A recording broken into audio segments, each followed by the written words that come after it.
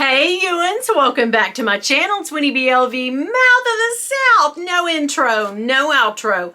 It's just this. Ho!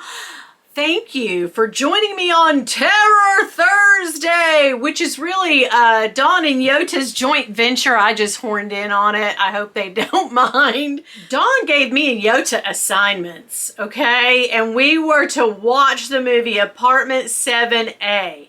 I will tell you there will be spoilers to both Rosemary's Baby and Apartment 7A because, as we now know, Apartment 7A is the prequel to the movie that was made 56 years ago called Rosemary's Baby, starring Mia Farrow. An excellent film, and I had not watched it in like 30-something odd years. And even then, I don't think it was one of my favorite movies because, again, there will be spoilers, guys, so if you don't want to hear about, you know, either one of the movies, you might want to cut out, and then go watch it, then come back. But anyway, I have to say, at the time Rosemary's Baby was coming out, I was being born, so yeah, it's one of those type deals. But I did go back and watch it, you know, as a teen or maybe in my 20s, but I have to tell you, I think I slept on it mostly because it was very long. I remember it's like a couple hours long, and I rewatched it recently just to, and none of it really clicked in place for me because I was like, I thought I had seen this movie, but maybe not. So anyway, yeah, I don't remember Rosemary's Baby being such a great film for me back in the day, but now rewatching it, I really enjoyed it. And watching Apartment 7A was just as good. Now this one stars, so yeah, Apartment 7A is supposed to be 56 years later, the prequel, which happened prior to Rosemary's Baby, right? Okay. Follow me, guys. It's a time vortex here, but it really was good. And they say that John Krasinski was part of this coming to fruition. You know, the guy that was in The Office.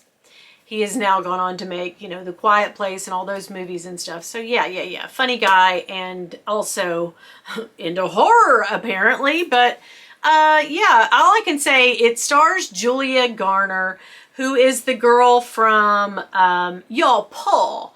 Remember the story with the I can't remember, but she starred in that. And also she was in the Ozarks, right? Isn't that you know, that Netflix show? So there you go. Yeah, Jason Bateman. Yeah, that girl. She's really cute and a really good actress. So she did the part well.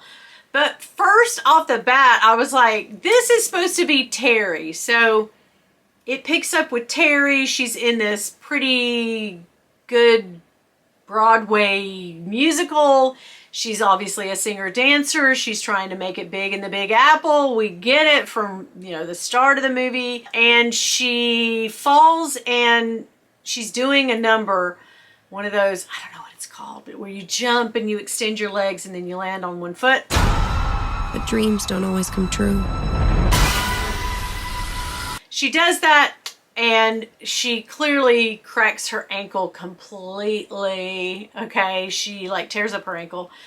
She has surgery. She's staying with a friend. Cut to like 3-4 months later, she gets strung out on like what I'm assuming are pain pills in the 60s. I'm sure they're very, very strong.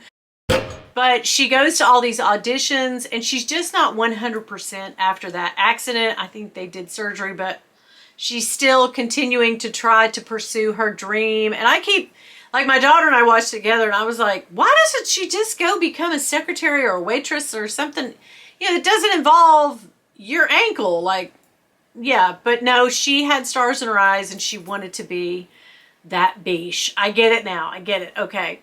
So she goes to this one audition. She goes to a bunch and she always ends up limping away because her ankle is just not right. She really, and you know, my daughter and I kept saying, like, why did she not wrap the ankle? Like, there's no harm in wrap. Like, I feel like She probably would have done a whole lot better had she wrapped it with an ace bandage, but no, she never did. Plot hole. Little things that you see. But anyway, she goes on and she goes to this pretty big audition, and it's like her last, you know, gosh, if I don't get this, you know, because her roommates are like tired of her not paying the rent. She's down to her last $2. She's strung out on these pills. Like, she's got to make it. I believe she's from Nebraska. She goes to this one audition, and there is some big fancy producer type guy, whatever, you know, chooses you at an audition, whoever those people are. She performs, and then I really think it's a douchey move of the guy, not the main guy that she comes to know and who lures her into this apartment building, but decides to, he like takes a liking to her, but everybody's heard of her, the girl who fell or whatever. And she's kind of got a little reputation going around town because everybody that was watching it was like, you know, and even to see it, you know it's not real, but it looks so like painful in the movie. You hear like, yeah.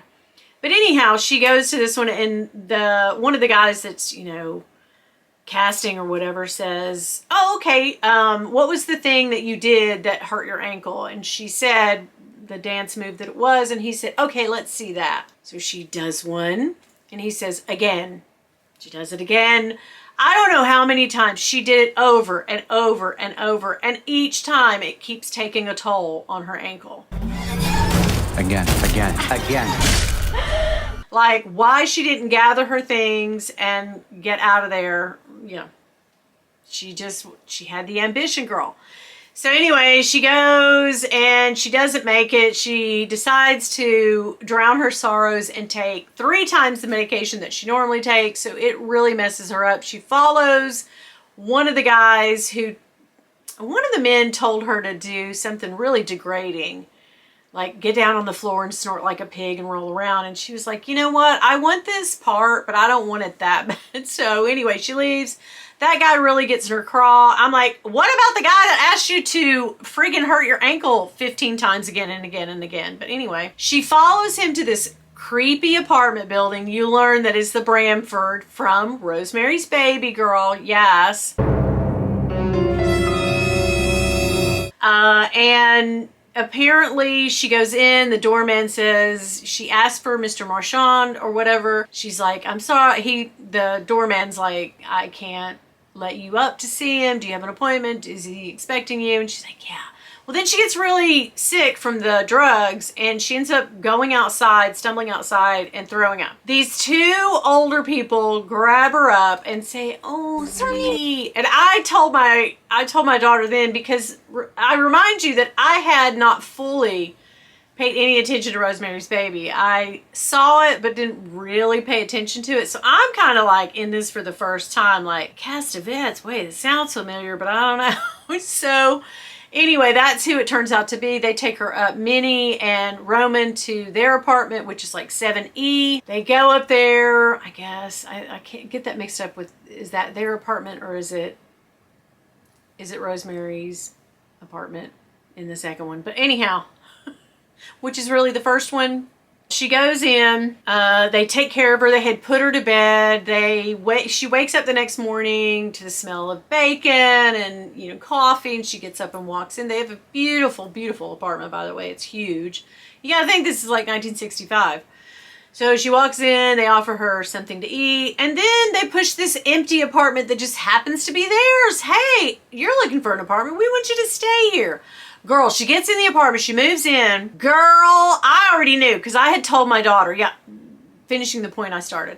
I had already told Carter, I said, these 2, when they grabbed her up in the street, like, oh, let me help you. I was like, wolf in sheep's clothing. No, ma'am, do not go with him. She did. She takes the apartment. Now she owes him something, right? And her friend's like always trying to tell her, like, her best friend's like, girl, I don't know about this. This doesn't sound good. What are you doing? Just stay here or whatever. Go back to Nebraska. And she's like, no. All right, cut to, she's moving in. She tries to close a drawer, and there's a shoe back. There's something blocking it. So she takes the drawer out. She goes, and at that time, here comes nosy ass Minnie. Let me in. You don't want to see her. So right then I knew, like, they are never going to leave you alone, girl. You need to move out. You need to leave in the middle of the night before things get crazy. Nope. Did she? Nope. Nope. Nope. She did not. So, girl, here's where it gets scary. I'm probably going to say girl 570 times, if I haven't already. Girl, she finds this Capezio dance shoe. I think this belonged to your old tenant. She skipped out of here like Cinderella at midnight. I know, I mentioned Capezio to my kids, and they're like, what the hell is Capezio? You know, you remember Capezio was like the brand of dancing stuff, right? She finds one shoe, one lone shoe, and it has Joan something, you know, sewn a little name tag in there. She's like, what? So Minnie comes in and tells her, oh, that was Joan's shoe. She throws it in the trash, but the girl fishes it out. You know, Terry, she fishes it out, and she keeps it. Cut to all the crap that happens. Then Minnie and Roman are very nice to her, and they invite her to, now remember, she's at the apartment building where she followed this big time Broadway producer fellow. He lives there, this rich, good looking young fellow. So she goes to what she thinks is drinks with Minnie and Roman and this Alan Marchand guy. She goes into his apartment. I was like, red flags, no ma'am, they're not in there. You need to turn around and go. Mm-mm. Does she? No. She asked for a Manhattan or something, or what was it? Old fashioned. She gets an old fashioned. And I'm like, oh no, this is not going to be good.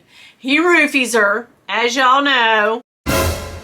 She has some weirdo, wallow dreams that turn out to be true, that she really did, because she wakes up all foggy and whatever in his bed. So she's thinking, oh, we got it on. Mm-hmm. And I'm like, girl, here comes the UTI. But anyway, I really did say that. She goes home, things go back to normal, and quickly she finds out what? Mm-hmm. Girl, she is pregnant.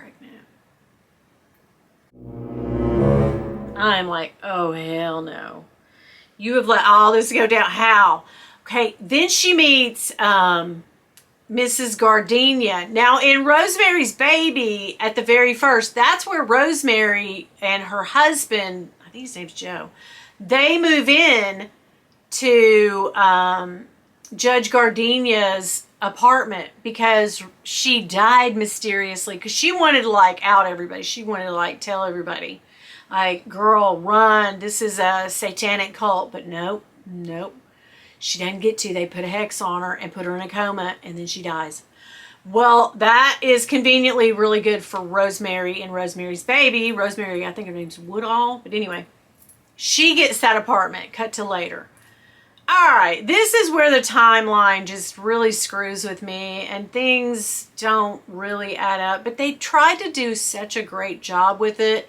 All right, so finishing the story, Terry is in a frantic, like, oh my gosh, I'm pregnant. What am I gonna do? She doesn't want this baby because her career is taking off, because the ankle girl got better because Miss Gardenia, the witch that lives in the apartment building, Judge Gardenia, she made up a potion, and when this girl put it on her leg, then she could jump and hop around, and she was back to normal, honey. She was back to normal. Alan, cut to Alan after, you know, he SA'd her, we think. He lets her in the Broadway show as a backup dancer, and she's like, you know, she's pleased as punch. She's like thinking, oh, here's my shot. Everything's coming up roses. Then she gets pregnant. She finds that out. And of course, they assign her to who? Dr. Saperstein. Remember in Rosemary's Baby, Dr. Saperstein was the bad guy, and he was Rosemary's obstetrician. Well, she gets the same one. Nobody looks the same because this is 56 years later, and the only person that's still alive from that cast, I think, is Mia Farrow. Here's my thinking on Mia Farrow. They could not give her a cameo as one of the people who lived in the apartment building. That would have been so cool. Maybe they tried, and she's just like, I'm not in it anymore, guys. No, I'm done. But that, I think, would have been very cool. Très chic. Okay, so cut to, she goes to this weird party. Things happen. Minnie's a little crazy, played by Diane Wiest. If you remember the movie Lost Boys, she was the mom. Yes. I love her.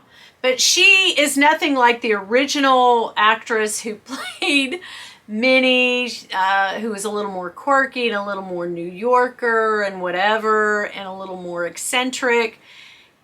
Come to think of it, you can't get your mind off the fact that in the original Rosemary's Baby, that Minnie Castevet is actually the actress that played in Clint Eastwood's movie Any Which Way But Loose, or Every Which Way But Loose.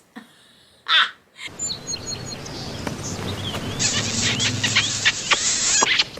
Oh, stop that, you goddamn baboon. As the crazy mom. Right turn, Clyde? Does it ring a bell? Anybody? Okay. So I can't get my mind past that in Rosemary's Baby. All right, so Diane Wiest is Minnie. Lots of things, craziness happens. She actually goes with her friend to get the baby, you know what? But the lady, like a back alley type thing, and the lady tries and she puts in like the speculum and does all this stuff. Girl, it's, y'all have to see this. The baby like does something in her belly and like gives that girl superhuman strength and kicks the lady. I don't even know if the poor lady that was trying to help her with this procedure even lived. I'm not even sure, but they walk out of there like it ain't no big deal, but they, you know, fully know baby's still here. Then she starts researching who the Joan woman was that lived in the apartment before her. It turns out she died tragically. She was somebody else they tried to have, Satan's baby. In the end, it's all about having Satan's baby, okay? I'm just going to say it. And Terry sort of, you think at the end, goes to this big party and she lets loose and she does this big huge dance number, and it's to the just like a Ronnie sang, be my little baby. That song, Be My Little Baby. I couldn't get there. I had to sing the Eddie Money version before. Okay. So she sings that, or she dances to that song while it's playing, I think, Be My Little Baby, which is very fitting, right? Okay, cut to, there's an open window in December in New York. Whatever. She goes and she sits. She dances her way back to the window and she sits on the ledge, and they're all just like, oh, what a great day. Girl, she falls out of the window. Boom, boom, boom. Down to a VW bug. That's it. And that is, if you go back and start Rosemary's Baby, how, you know, Rosemary and her husband, they have been living apparently in the apartment building that was the judge, whatever, that gave her that like potion, who had died. That's who Rosemary takes the apartment from, and her husband. And then she gets pregnant. But they do a nice little nod to Mia Farrow and her husband. They sort of show the back of them. And in Rosemary's Baby, you see Minnie and Roman Castevet walk up and sort of look at their back in apartment 7A. And then you also see that scene there. And then Rosemary goes down to the basement to do her laundry when she first moves in, and she meets Terry, right? And then Terry, you know, she, like very close into the very first of the movie, she and her husband realize that Terry has jumped, and that's how they tie it all in together. Anyway, that is my telling of the movie. I'm sort of somebody who just retells the movie instead of reviews the movie. I think it was good. Were there plot holes? Yes. I mean, there's going to be, it's 56 years later. You can't use the same actors. You can't even find actors that look like that. I know you could have maybe AI'd them in, but that would have looked creepy enough. Even the apartment building wasn't exactly the same, but I mean, guys, they did good with what they had. The material was good. It's worth seeing. I liked that the apartment 7A was a little more scary, and it had a few scary parts in it. And so it's a good movie. I hope you guys will see it. And then if you have time, go ahead, because I think it's on Peacock or Paramount. It's Paramount. Go ahead and let Rosemary's Baby start. It's a long movie, and there's a lot of stuff in that I think should have been edited out, but whatever. Try to watch them both. It's a fun Sunday afternoon or Friday night or Saturday, some weekend. It's rainy out. Go ahead and sit down and get your snacks and watch a blockbuster of the apartment 7A and Rosemary's Baby. Okay, thank you. I'm going to link Dawn and Yota down below. Please go over and watch their review of the movie. I'm sorry this was so long-winded, but I had to tell you everything. I left some good things out. So you can go watch it and see. Okay. All right. Do me a favor, guys. I'm going to stick a video right here. Do me a favor, click on that video and keep on watching. Oh, and one more thing. If y'all see my husband, girl, don't tell him nothing. Bye. You watch it and tell me there aren't some red flags. Like, girl, you should have told the guy you wanted a beer that was closed and you saw him open. Not some drink he had to mix up. Oh, classic red flags. Biatch.